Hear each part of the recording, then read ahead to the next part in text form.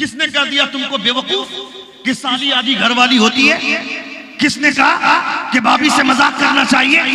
ये हिंदुआना कल्चर है। इस्लाम का कल्चर ये है कि जब बीवी का बाप बाप होता है, जब बीवी की माँ माँ होती है, तो बीवी की बहन साली आदि घरवाली कैसे वो बहन का रिश्ता रखती है, उसके साथ भी हुर्मत मुसाइरत साबित होने की वजह से वो भी इज्जत वाला रिश्ता हो जाता है, मोहब्बत वाला रिश्ता होता है। नबी कौनैन सल्लल्लाहु तआला अलैहि वसल्लम से कोई चीज़ पोशीदा नहीं है।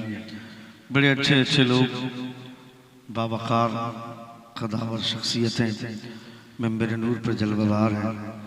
मुझसे बेशतर आपने कई खूबसूरत चेहरों से और आवाज़ों से मुलाकात की। अभी मुझसे बेशतर आपने भारत की वो खूबसूरत आवाज़ और वो बुलंद आवाज़ जिसको दुनिया सुनना चाहती है, उनके नखरे बर्दाश्त करती है और हर एतबार से उनसे मोहब्बत करती है, उसे दुनिया दिलबर शाही के नाम से जानती है। अल्लाह रब्बुल इज़्ज़त उनकी आवाज़ में मज़ीद मकबूलियत का जौहर अता फरमाए। ज़ोर से आमीन कहें। ये जो साउंड है स्टेज पर जो भुट्टू भाई, इसका साउंड बढ़ाइए। ये हमारे सारठ से आए हैं, इनका साउंड बहुत मशहूर है, बहुत अच्छा है। सालिक भाई आपके गांव में बहुत अच्छा जलसा होता है, इनको लेके जाइए, बहुत शानदार बजाते हैं। आप लेकर के जाइएगा, आपकी नाक नहीं कटने देंगे इंशाअल्लाह ताला, इतना अच्छा इनका साउंड होता है। एक बार जोर से पूरा मजमा अपने दोनों हाथों को फिजा में लहरा कर कहें या रसूल अल्लाह, और एक बार कहें या हबीब अल्लाह।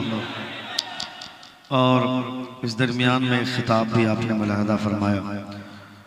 हज़रत अल्लामा मौलाना डॉक्टर मुसफ़्फ़िर रज़ा साहब क़िबला मिसबाही का शानदार खिताब हुआ, आपने उन्हें मुलाहदा फरमाया।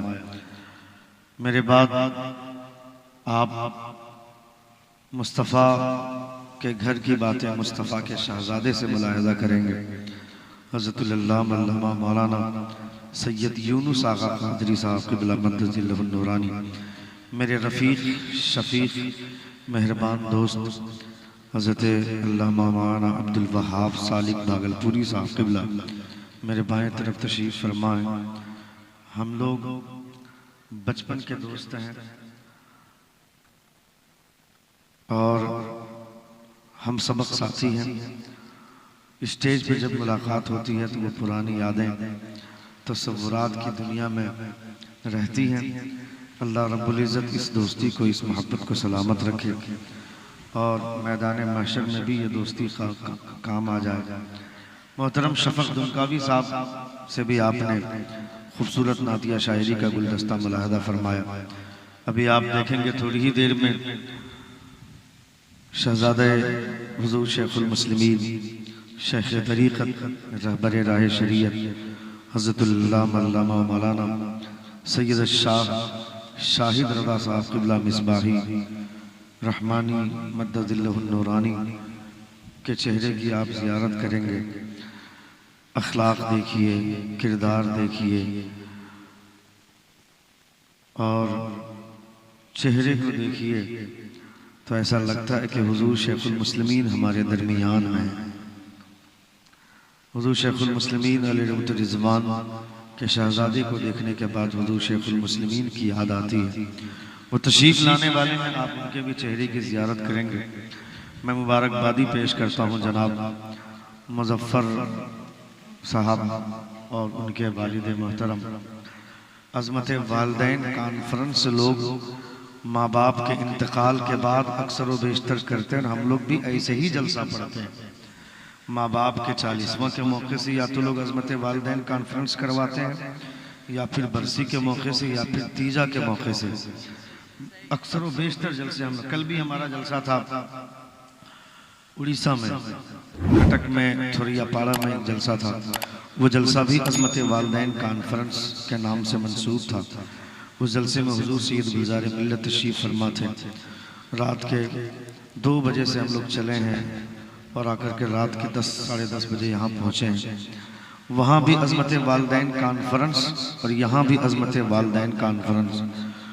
उस जलसे में जिसने कराया था उसके माँ बाप दुनिया से चले गए। माँ बाप को याद करते हुए उन्होंने अज़मत वालिदैन कॉन्फ्रेंस किया था और ये जलसा माँ बाप के जिंदा रहते हुए अज़मत वालिदैन कॉन्फ्रेंस के नाम से हो रहा है। ये बहुत बड़ी बात है। अक्सर व बेशतर माँ बाप के चले जाने के बाद लोग माँ बाप की कद्र समझते हैं, उनकी इज्जत करना चाहते हैं। अब माँ बाप के चले जाने के बाद रोते हैं, पीटते हैं, छाती पीटते हैं, गिरिया बाजारी करते हैं। जब तक माँ बाप रहते हैं तो वो वैल्यू नहीं देते हैं, माँ बाप से झगड़े करते हैं, लड़ाइयाँ करते हैं। मगर मुझे यकीन है कि जो बेटा माँ बाप के रहते हुए अज़मत वालिदैन कॉन्फ्रेंस करवा रहा है, इसका मतलब है कि वो बेटा अपने माँ बाप से मोहब्बत करता होगा, वो अपने माँ बाप की इज्जत करता होगा। आज हालात बहुत ख़राब होते जा रहे हैं, लोग अपने माँ बाप की इज्जत नहीं करते हैं। अल्लाह रब्बुल इज़्ज़त इस महल्ले के लोगों को सलामत रखे। अक्सर व बेशतर हमने देखा है कि शख्सी जलसे जितने भी होते हैं शख्सियत के नज़र हो जाते हैं, शख्सी जलसे सक्सेस नहीं होते हैं। मगर आज मैं देख रहा हूँ कि पूरा मोहल्ला इस प्रोग्राम में साथ साथ है। बहुत सारे लोग खाना खाकर चले गए। चूँकि मुसलमानों का आजकल के हालात मुसलमानों के ऐसे बन गए, पहली बात तो जलसे या मिलाद की दावत लोग लेते नहीं हैं, और अगर दावत देने के लिए कोई चला जाता है तो पहली फुर्सत में लोग पूछते हैं कि खाना क्या बन रहा है। खाने में अगर वो कह दिया कि वेज बिरयानी बन रही है तो उसी वक्त उस दावत को ठुकरा देता है। और अगर वेज बिरयानी नहीं, उसमें बिसाइन शामिल है, यानी उसमें गोश्त की महक आनी चाहिए, तो फिर आदमी जलसा सुनने के लिए आए ना आए, पतरी चाटने के लिए लोग जरूर आ जाते हैं। कुल मिलाकर मुसलमान अब पत्थर चटवा बनकर रह गए।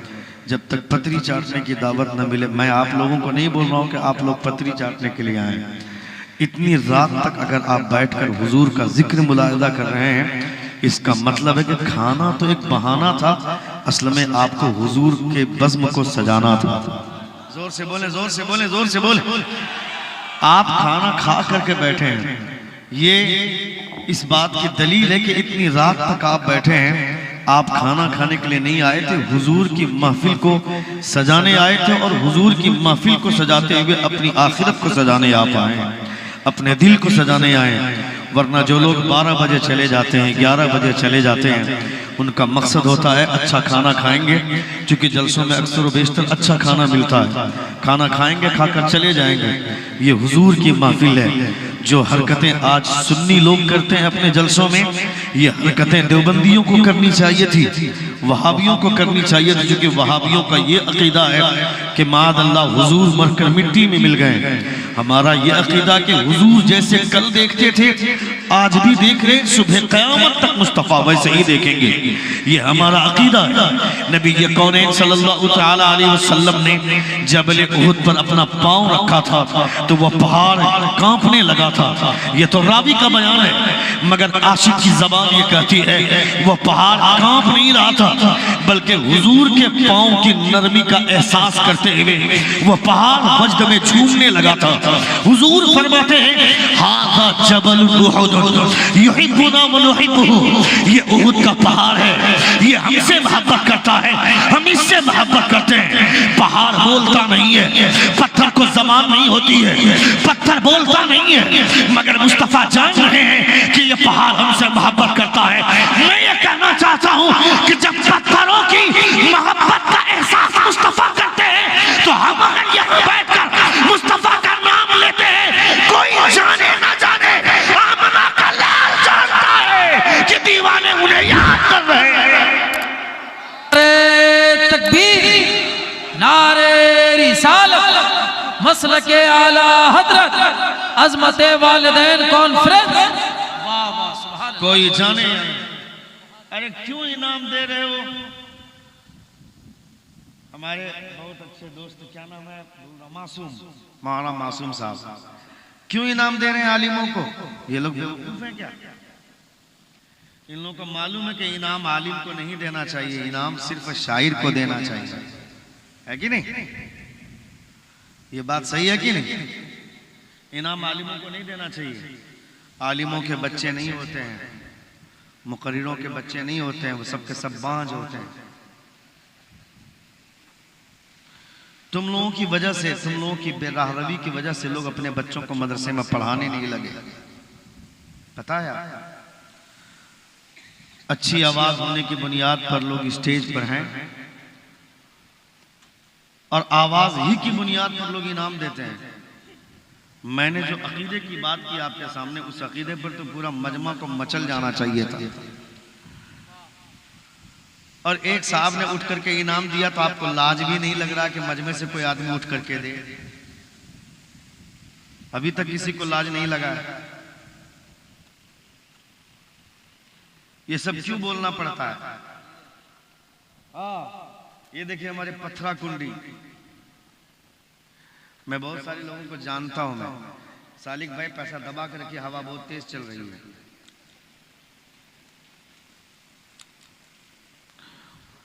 ये कभी कभी इसलिए बोलना पड़ता है ताकि आपकी इस्लाह हो। कल मैंने स्टेज पर कहा तो इलियास फैजी साहब बगल में बैठे हुए थे, बोले क्या हुस्न तलब है।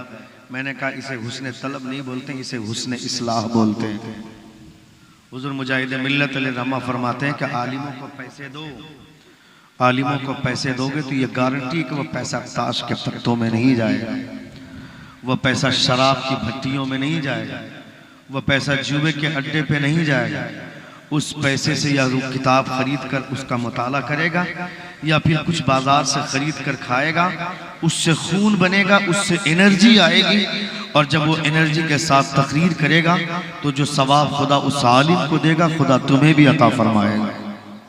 हुजूर हाफिज मिल्लत किस बुनियाद पर फरमाते हैं कि कोई अगर मस्जिद में चंदा दे रहा है और अगर कोई मदरसे में चंदा दे रहा है तो मस्जिद में चंदा देने से ज्यादा फायदा मदरसे में चंदा देना है। लोगों के दिमाग में यह बात आ गई है कि लोग समझते हैं कि मस्जिद में चंदा देने से ज्यादा फायदे मिलते हैं। मस्जिदें भी बननी चाहिए, मदरसे भी बनना चाहिए, दोनों मरकजी जगह हैं। एक जगह पे वजू बनाना सिखाया जाता है और एक जगह पे वजू के साथ नमाज पढ़ी जाती है। समझ रहे हैं आप? ये दोनों चीजें इंसान को ध्यान में रखनी चाहिए। क्यों फरमाते हैं हुजूर हाफिज मिल्लत? हुजूर हाफिज मिल्लत इसलिए फरमाते हैं कि आप फरमाते हैं कि आपने अगर मस्जिद में चंदा दिया तो मस्जिद में जब लोग नमाज पढ़ेंगे तभी आपको सवाब मिलेगा। सुन रहे हैं आप? सुन रहे हैं? कितने लोग सुन रहे थे? हाथ उठाकर कहें या रसूल अल्लाह, और एक बार कहें या हबीब अल्लाह। मस्जिद में अगर आपने चंदा दिया तो जब लोग मस्जिद में नमाज पढ़ेंगे तब आपको सवाब मिलेगा। ठीक है? जब आपकी मस्जिद में लोग नमाज पढ़ेंगे तब आपको सवाब मिलेगा। मगर उस मस्जिद में नमाज पढ़नी बंद हो गई, अल्लाह न करे ऐसा हो, एक मरतबा मस्जिद बन जाए तो वो कयामत तक मस्जिद ही रहे और मुसलमान वहां सजदा करें, लेकिन हम जब उसमें नमाज पढ़ेंगे तो आपको सवाब मिलेगा, हम नमाज नहीं पढ़ेंगे तो आपको सवाब नहीं मिलेगा। या उस मस्जिद में जब लोग नमाज पढ़ेंगे, जब तक लोग सजदा करते रहेंगे आपको सवाब मिलेगा। नमाज नहीं पढ़ेंगे तो उनके नमाज पढ़ने का सवाब नहीं, लेकिन मस्जिद है तो आपको सवाब मिलेगा। क्या कह रहा हूं समझे आप? लेकिन अगर किसी ने मदरसा बनाया, मदरसा बनाने में मदद की या मदरसे में ताउन किया, तो उस मदरसे में बैठकर लोग पढ़कर हाफिज बनेंगे, आलिम बनेंगे। वो बच्चा मदरसे में रहे न रहे, वो जमीन के जिस कोने में भी जाएगा वो दीन की खिदमत करेगा, पढ़ाएगा, और वो किसको पढ़ाएगा, फिर वो किसी को पढ़ाएगा। ये सिलसिला जब तक चलता रहेगा आपको सवाब मिलता रहेगा। ये फायदा है मदरसे में। मस्जिद में भी चंदा देना चाहिए, मदरसे में भी चंदा देना चाहिए। मगर हम लोग जो ये सोचते हैं कि मदरसे में कम दिया करो, मस्जिद में ज्यादा दिया करो, नहीं, बल्कि मदरसों में ज्यादा दिया करें। मदरसा नहीं रहेगा तो आपको नमाज पढ़ने का तरीका सिखाने वाले लोग आपको नहीं मिलेंगे। हुजूर आला हजरत का नाम लेकर के आप मचलते हैं, जोर से बोले। हुजूर आला हजरत का नाम सुनकर के मचलते हैं। हुजूर आला हजरत भी किसी मदरसे के मुताल्लिम थे। हुजूर मुजाहिद मिल्लत का नाम सुनकर के मचलते हैं। हुजूर मुजाहिद मिल्लत भी किसी मदरसे में पढ़ते थे। हुजूर हाफिज मिल्लत का नाम सुनकर के मचलते हैं, वो भी किसी मदरसे के में पढ़ते थे। वो यानी जिस किसी को भी आप जानते हैं, क्योंकि ये वो लाइन है जिस लाइन में उस्ताद की जब तक जूतियां सीधी न की जाए कुछ हासिल नहीं होता। ये मुस्तफा जान रहमत सल्लल्लाहु तआला अलैहि वसल्लम के इल्म की बात है। नबी कौनैन सल्लल्लाहु, जब आप इल्म को अहमियत देंगे, जब आप इल्म को तरजीह देंगे, जब आप इल्म की वजह से वैल्यू देंगे, तो फिर लोग अपने बच्चों को पढ़ाना चाहेंगे, लोग अपने बच्चों को आलिम बनाना चाहेंगे। और जब आलिम बनेंगे लोग तो फिर लोगों के दिमाग में ये बात आएगी, इल्म का फायदा ये होता है कि इल्म की बरकतों से हमारी दुनिया भी रोशन होती है और आखिरत भी हमारी ताबनाक हो जाया करती है। इल्म की बरकतें हैं, इसलिए इल्म जरूरी है।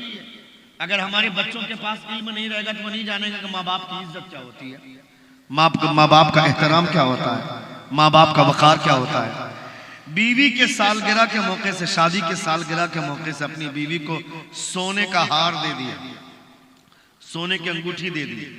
अपनी बीवी के बर्थ, कितने लोगों को बीवी का बर्थडे याद है? कितने लोगों को? 90% लोगों को अपनी वाइफ का बर्थडे याद रहता है। अपनी बीवी के बर्थडे के मौके से लोग केक काटते हैं, मगर अपनी मां के जन्मदिन के मौके से कभी उनके लिए लंबी उम्र की दुआ करने की भी तौफीक नहीं होती है। कभी बैठ करके अपनी मां के लिए लंबी उम्र की दुआ नहीं करते हैं। ये हमें सोचना चाहिए कि माँ बाप से बढ़कर दुनिया की कोई दौलत नहीं है। रसूल वक़ार सल्लल्लाहु तआला अलैहि वसल्लम ने, इधर मेरी तरफ तवज्जो दो, नबी कौनैन सल्लल्लाहु अलैहि वसल्लम की बारगाह में खातून आई, हुजूर ने उनके लिए अपनी चादर बिछाई, नकाबपोश खातून। हुजूर बात करते रहे। जब वो खातून चली गई, साहबा फरमाते या रसूल अल्लाह वो खातून कौन थी? हुजूर फरमाते, इधर तवज्जो दे, हुजूर फरमाते हैं वो मुझे दूध पिलाने वाली माँ है, मुझे जिसने दूध पिलाया, मेरी माँ हलीमा सादिया। ये हुजूर फरमाते हैं, यानी दूध पिलाने वाली माँ के लिए हुजूर ने अपनी चादर बिछाई। चादर आप समझ रहे, सिर्फ चादर बिछाई, हम तो सोफा देते हैं। हुजूर ने चादर बिछाई। हुजूर की चादर क्या जानते हैं आप? हुजूर की चादर, नबी कौनैन हजरत साद इब्ने मुआज़ की नमाज जनाजा पढ़ा कर लौट रहे, इधर तवज्जो दो, नमाज जनाजा पढ़ा कर लौट रहे। नबी कौनैन की बीवी, हम तमाम मोमिनों की माँ हजरत आयशा सिद्दीक़ा रज़ियल्लाहु तआला अन्हा अपने हुजरे में देखा कि हुजूर तशरीफ ला रहे हैं। हजरत आयशा दुपट्टा ढूंढने लगी, दुपट्टा जल्दबाजी में न मिला। हुजूर की चादर रखी हुई थी, उस चादर को हजरत आयशा ने अपने सर पर रख लिया। जैसे ही हुजूर तशरीफ लाए, दूसरा कपड़ा लेकर के हुजूर के बदन को पोंछने लगी। नबी कौनैन फरमाते, आयशा क्या कर रही हो? कहा या रसूल अल्लाह, बारिश हो रही थी बाहर, आप भीगते हुए आ रहे थे, मैंने देखा कि आप बारिश में भीग रहे हैं, मैं कपड़े लेकर के बदन को पोंछ रही हूँ, मगर अल्लाह के रसूल बारिश के कतरों का कोई असर आपके कपड़ों पे नहीं है। नबी कौनैन फरमाते हैं, ए आयशा, कहाँ बाहर कोई बारिश हो रही है? बाहर कोई बारिश नहीं हो रही है। अभी अभी अपने एक सहाबी की नमाज जनाजा पढ़ा कर लौट रहा हूँ, उसकी कब्र में रहमतों की बारिश हो रही है, वो बारिश के कतरे तुझे नजर नहीं आते। ये तो मेरी चादर का कमाल है जो तुमने सर पर रखा है। इस चादर की बरकत से कब्र में रहमतों की बारिश के कतरे नजर आ गए। जोर से बोलना था आपको, और जोर से बोलना था। यानी कब्र के अंदर किसी की कब्र में बारिश हो रही हो रहमतों की, वो कतरे किसी को नजर नहीं आते। आयशा, ये जो कतरे नजर आ गए, इसमें तुम्हारा कमाल नहीं है, मेरी चादर जो तुमने सर पर डाल रखी है उस चादर का कमाल है। यानी हुजूर की चादर सर पर आ जाए तो हिजाब उठ जाए, और हुजूर ने उस चादर को हजरत हलीमा सादिया के कदमों के नीचे रखा, उनके कदमों के नीचे बिछा दिया। क्या मेरी मुझे दूध पिलाने वाली माँ है। हम अपनी माँ से ऊंची आवाज में बात करते हैं, अपनी माँ से झगड़े करते हैं, अपनी माँ से लड़ाई करते हैं। बीवी अगर जिस दिन बोले आपको कि आप तो सिर्फ माँ की सुनते हैं, हमारी नहीं सुनते हैं, नरेटिव पकड़कर दीवार पे साट देना उसको कि मैं तुम्हें जिंदगी भर प्यार की नजरों से देखूंगा, तो वो इनाम नहीं मिलेगा जो इनाम खुदा अपनी माँ को एक मर्तबा देखने के बदले में देता है। जोर से बोले, जोर से बोले। नबी फरमाते हैं, जिसने एक मर्तबा अपनी माँ को मोहब्बत भरी निगाह से देखा, खुदा उसे हज मकबूल का सवाब अता फरमाता। एक हज मकबूल, हज मबरूर। 8 लाख रुपए खर्च करके लोग जाते हैं हज करने के लिए। कोई कह सकता गारंटी के साथ कि मेरा हज कबूल हुआ? और हुजूर फरमाते हैं, एक मर्तबा मोहब्बत की निगाह से देख लो तो खुदा हज मकबूल का सवाब अता फरमाता है। यानी हज कबूल होने के बाद जो सवाब मिलता है वो सवाब अल्लाह रब्बुल इज्जत माँ के चेहरे को देखने की वजह से देता है, मोहब्बत की निगाह से।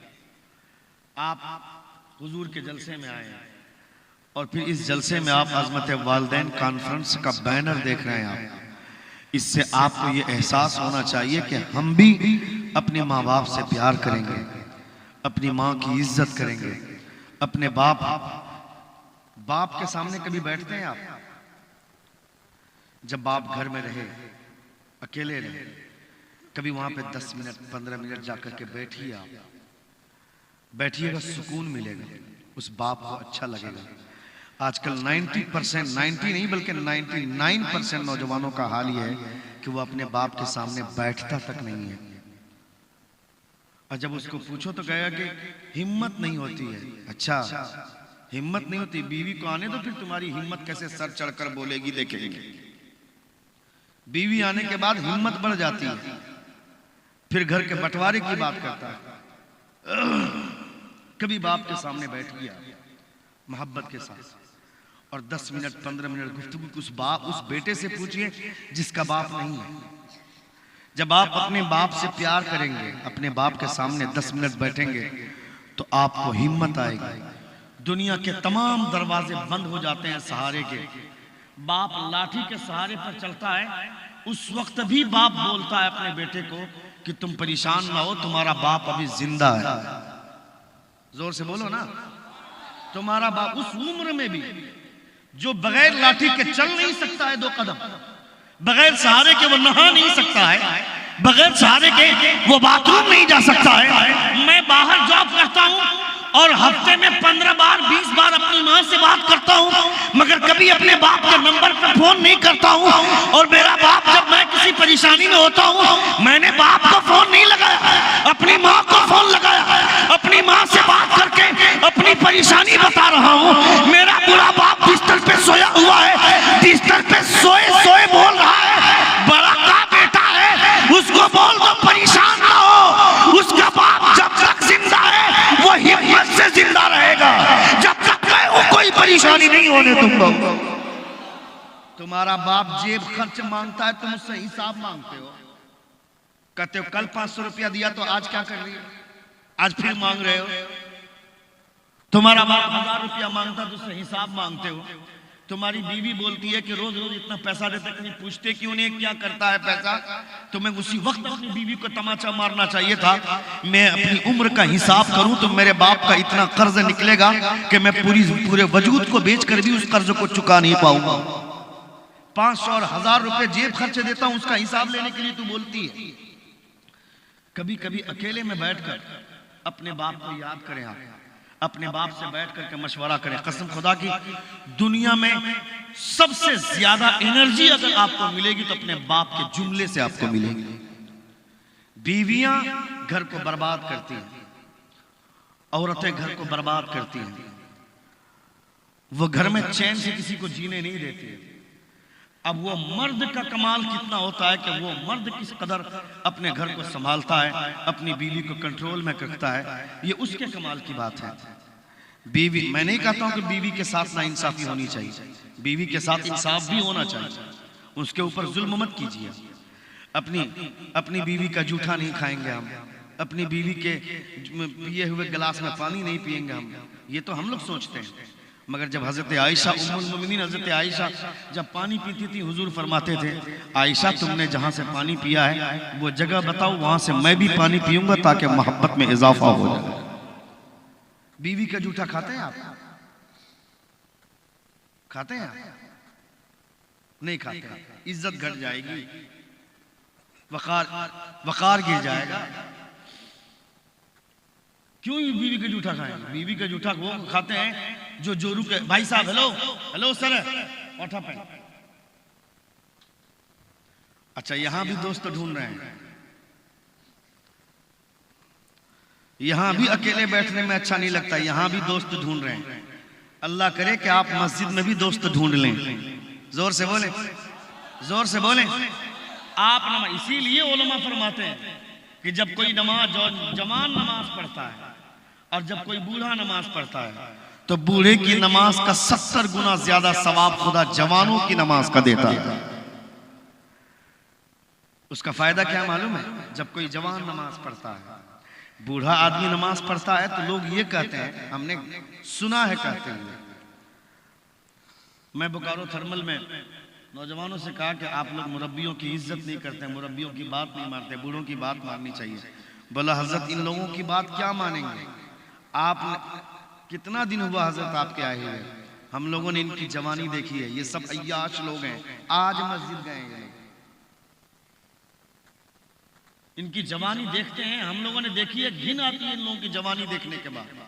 अब बूढ़ा हो गया है तो अब जा रहा है मस्जिद, वो बेवकूफ 50 की उम्र में भी मस्जिद जा रहा है तो इमाम के पीछे लगकर अपनी नमाज खराब कर रहा है, अपनी आखिरत बर्बाद कर रहा है। ये तो हमारा हाल है। हजरत बायजीद बुस्तामी रज़ी अल्लाह ताला अन्हु किसी रास्ते से गुजर रहे थे, देखा बच्चे खेल रहे हैं, बच्चे खेल रहे हैं। हजरत बायजीद बुस्तामी ने देखा कि दूसरी तरफ चंद बुजुर्ग हजरात मुअम्मर मुरब्बी लोग बैठे हुए, उन बच्चों को टोक करके रोक करके हजरत बायजीद बुस्तामी ने कहा कि तुम्हें शर्म नहीं आती है? मुरब्बी लोग बैठे हुए हैं, तुम उनके सामने खेल रहे हो।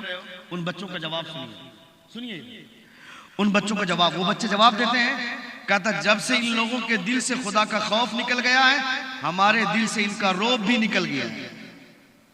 ये खुदा से डरने लगे तो अल्लाह रब्बुल इज्जत इनका रोब हमारे सीने में दाखिल फरमा दे। हमसे बच्चे क्यों नहीं डरते हैं? हमसे बच्चे इसलिए नहीं डरते कि हमारे दिल से खुदा का खौफ निकल गया। हमने तकवा शियारी की दौलत खत्म कर दी अपने सीने से, हमने कभी तवज्जो ही नहीं दी। जब कोई चचा भतीजे से मजाक करेगा, भतीजा चचे से मजाक करेगा, समाज में देखिए चचा किस तरह का गंदा मजाक करता है भतीजा से, भतीजा चचा से मजाक करेगा, दादा पोते से, दादा नाती से, नाना नवासी से। ये किसने कह दिया तुमको? भाई, छोटा भाई बड़े भाई की बीवी से, भाभी से।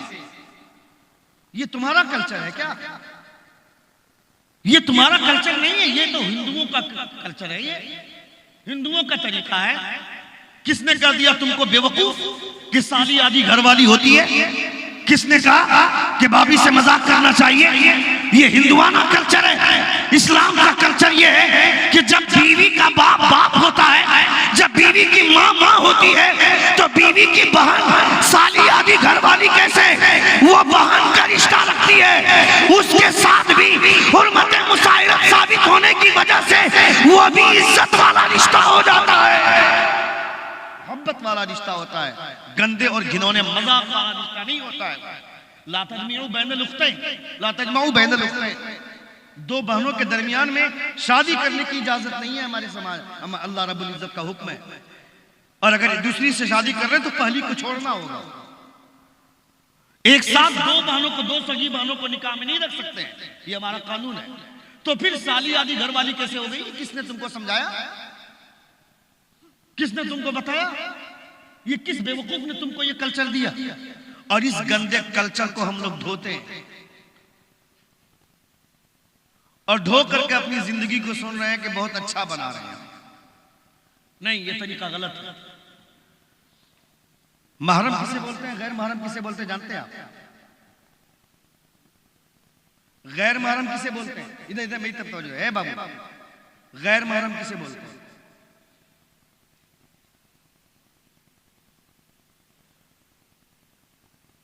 जा रहे हैं आप?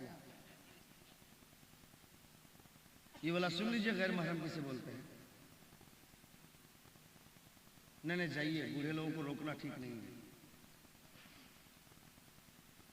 आप लोग जानते हैं गैर महरम किसे बोलते हैं?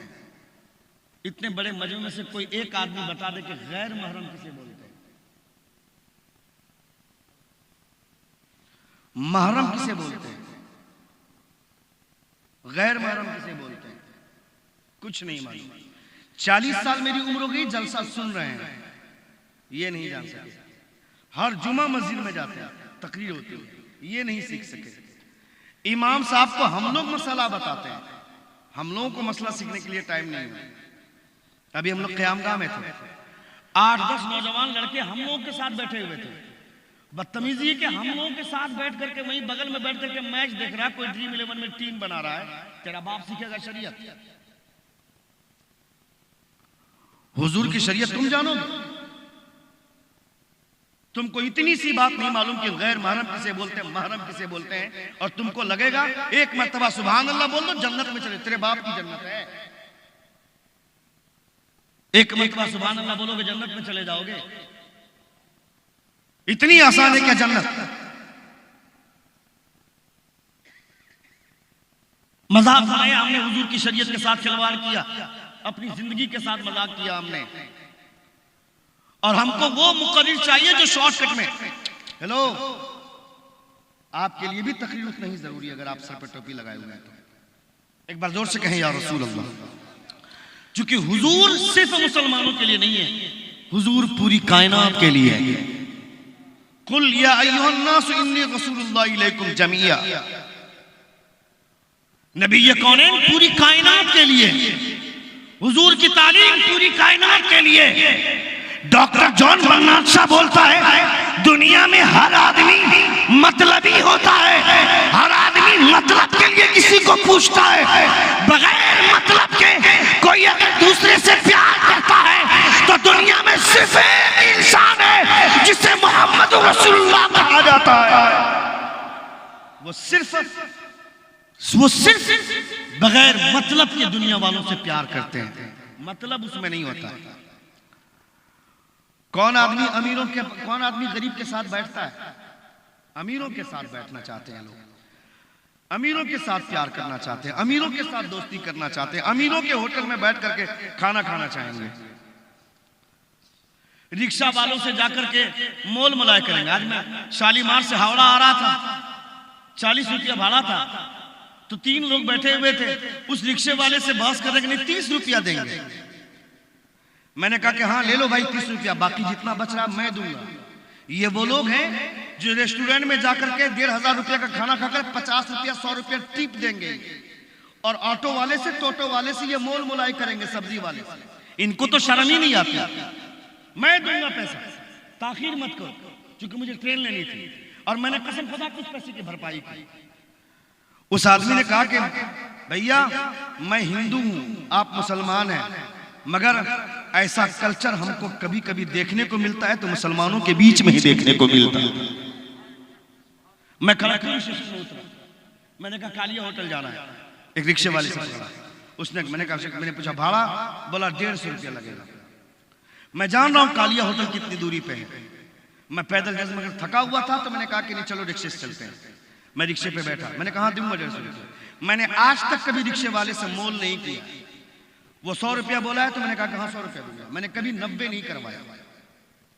मैंने कहा दूंगा 150 रुपया, चलो। वो घुमा के लेकर के गया, मैंने पूछा आपका नाम क्या, बोला नजीर अहमद। मैंने कहा ये मेरे साथ खाना खाइए। मैंने जो जो चीजें खाई कसम खुदा के मैंने उसको खिलाया। खाने के बाद मैंने कहा चाय पियेंगे, कहा चाय पीऊंगा, मैंने चाय पिलाया। उसके बाद पान खाया हुआ, उसके बाद मैंने कहा चलिए मुझको उसी सीढ़ी के पास छोड़ दीजिए। मैं रिक्शे पे बैठा, सीढ़ी पे उतरा, मैं जब पैसा देने के लिए आगे बढ़ाया तो वह हाथ जोड़ लिया, कहा हजरत माफी चाहते हैं, माफी चाहते हैं, हमने आपको गलत भाड़ा बताया, यहां से वहां तक का 20 रुपया भाड़ा था। जब आप अच्छा कल्चर पेश करोगे तो सामने वाला अपने जुर्म का एतराफ कर लेता है। ये तालीमात हुजूर की है, आप अच्छा कीजिए तो वो अच्छा करेगा। गरीबों से कोई दोस्ती नहीं करता है, अमीरों से दोस्ती करता है, अमीरों से दोस्ती करता है। अभी 40,000 करोड़ रुपया जिस आदमी ने शादी में खर्च किया, अपनी शादी में 40,000 करोड़ रुपया, उसकी शादी में कोई गरीब आदमी दिखाओ। अमेरिका से, ऑस्ट्रेलिया से, साउथ अफ्रीका से नाचने वाली लड़कियां आई, नाची चली गई। बॉलीवुड के बड़े बड़े स्टार, बड़े बड़े कलाकार, बड़े बड़े क्रिकेटर उसके शादी में आए और आए शरीक होकर चले गए। और वो बोलता है मैं भारत के लोगों को 1 अरब रुपया दान करना चाहता हूँ। मैं कहता हूँ बेवकूफ, जो अपनी शादी में गरीबों को दावत नहीं देता है, सिर्फ अमीरों को बुलाकर नचवाता है, वो भारत के लोगों को 1 अरब रुपया दान क्या करेगा? दान करने वाला कौन है? पूछ बरेली के ताजदार से। हुजूर आला हज़रत फरमाते हैं मेरे करीम से अगर कतरा किसी ने मांगा, दरिया बहा दिया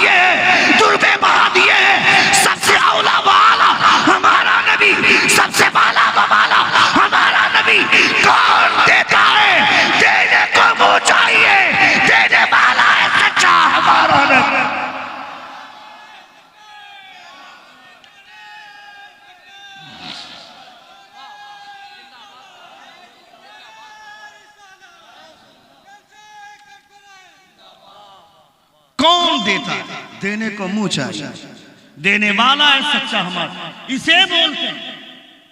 पूरी कायनात की चाबी हुजूर के हाथ में है। मालिक कौनैन है, गो पास कुछ रखते नहीं, दो जहां की नेमतें हैं उनके खाली हाथ में। जोर से बोले, जोर से बोले। हुजूर नवाजने पर आ जाए तो कायनात का खजाना नवाज दे, और हुजूर जब एहसास दिलाने पर आ जाए कि दुनिया है क्या। हजरत अब्दुल्ला रज़ी अल्लाह तआला अन्हु दीवार घर बना रहे थे, दीवार उठ गई थी, कंप्लीट हो गई थी, उस पर लीप डाल रहे थे। नबी ये कौन तशरीफ लाए, फरमाते क्या कर रहे हो? कहा या रसूलल्लाह दीवार कंप्लीट हो गई, बस थोड़ा सा बाकी है, कंप्लीट होने ही वाली है, दीवार में लीप डाल रहा।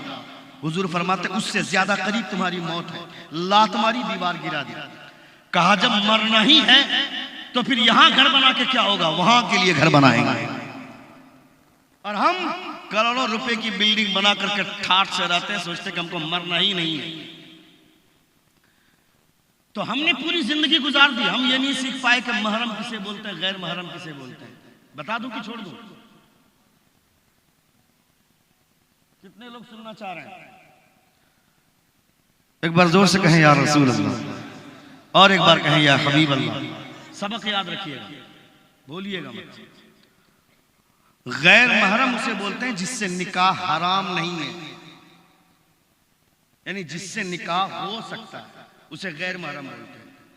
जिससे निकाह हो ही नहीं सकता है किसी भी सूरत में, वो महरम होती है। माँ, अब आपको बता दिया गैर महरम महरम का डेफिनेशन बता दिया ना, आपको बता दिया ना।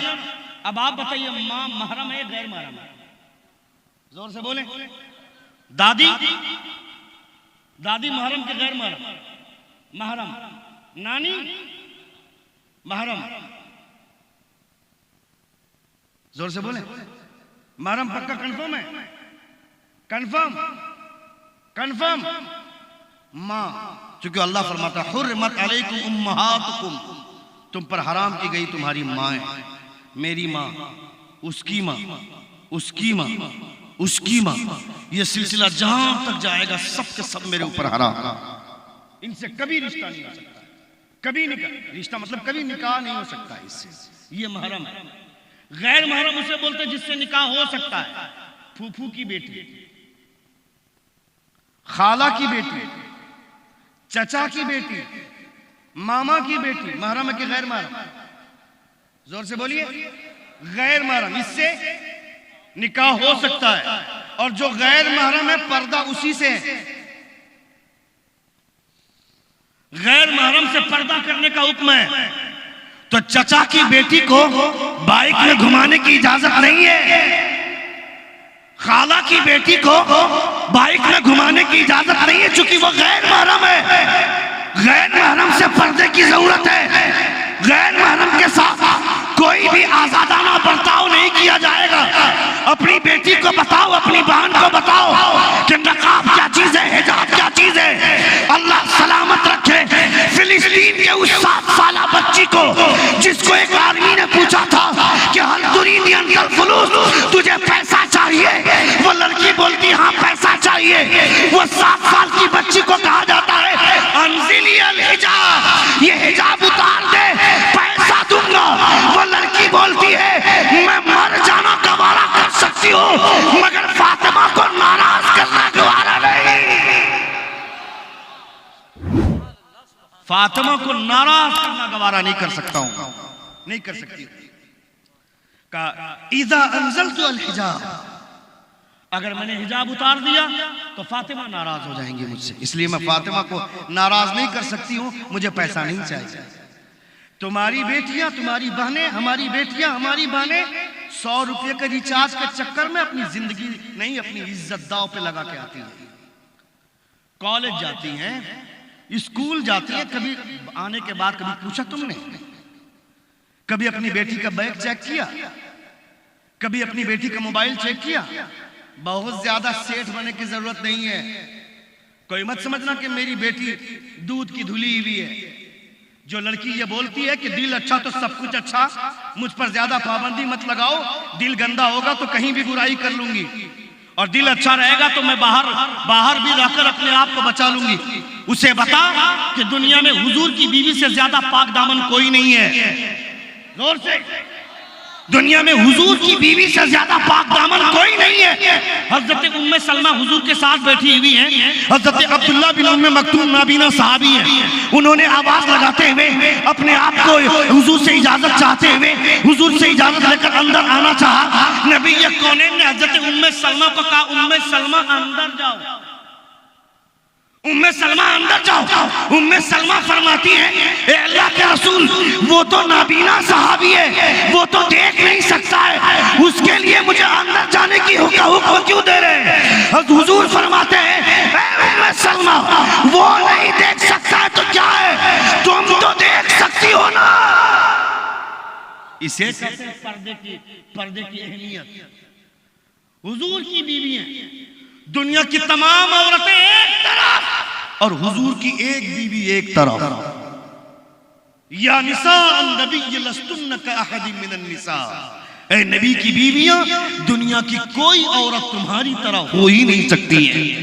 जोर से बोलो ना यार, तुम्हारी बीवी की तारीफ करूंगा सुभान अल्लाह कहोगे, और हुजूर की बीवियों की हम नहीं, अल्लाह तारीफ करता है।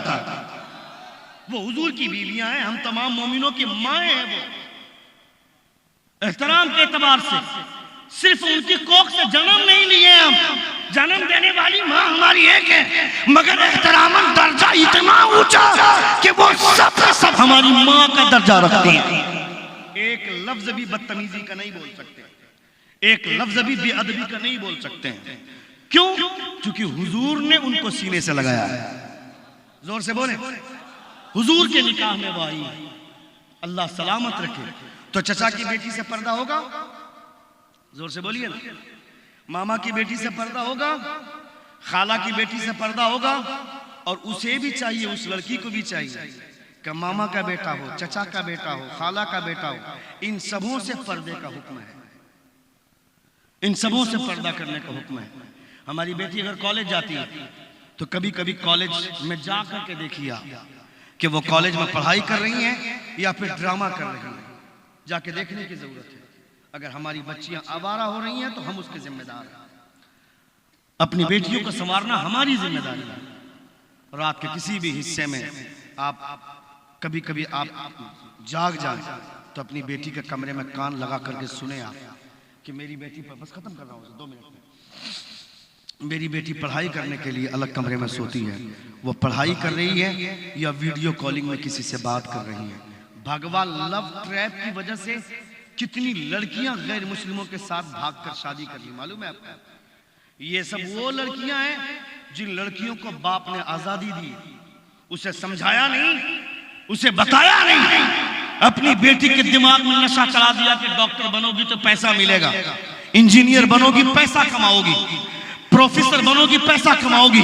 बेवकूफ, उसे बता मेरी बेटी डॉक्टर बनेगी पैसा मिलेगा, इंजीनियर बनेगी पैसा मिलेगा, प्रोफेसर बनेगी पैसा मिलेगा, मगर ये सब कुछ बनने से पहले फातिमा की कलीज बन जा, पैसा मिले ना मिले जन्नत में हिस्सा जरूर मिल जाएगा।